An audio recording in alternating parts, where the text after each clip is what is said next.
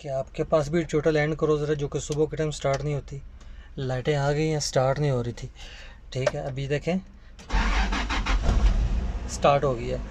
कोई भी गाड़ी है, टोयोटा है, होंडा है, सुजुकी है, मेहरान, कोई भी है, ठीक है, सुबह के टाइम गाड़ी स्टार्ट नहीं होती तो आप हमें व्हाट्सअप नंबर पर जाकर रब्ता कर सकते हैं, या फिर आप हमें कमेंट में पूछ सकते हैं, या फिर हमारा चैनल विज़िट कर सकते हैं। आपको उधर मैंने सारी इन्फॉर्मेशन बताई हुई है। ठीक है, बेहतरीन तरीके से आप अपना काम घर पे कर सकते हैं। ये गाड़ी सुबह के टाइम स्टार्ट नहीं होती थी, अभी देखें स्टार्ट होना शुरू हो गई है। छोटा सा काम किया मैंने, मसला हल हो गया। एक बार ऐसा करते हैं, फिर ना बंद करते हैं, फिर स्टार्ट करता हूँ। लाइटें आ गई, ये चेक लाइट भी आ गई है, ये सारा कुछ आ गया, अभी चला जाएगा। देखा आपने, छोटा सा काम घर पर भी मैंने किया और मसला हल हो गया। आप भी विज़िट कर सकते हैं चैनल जाकर।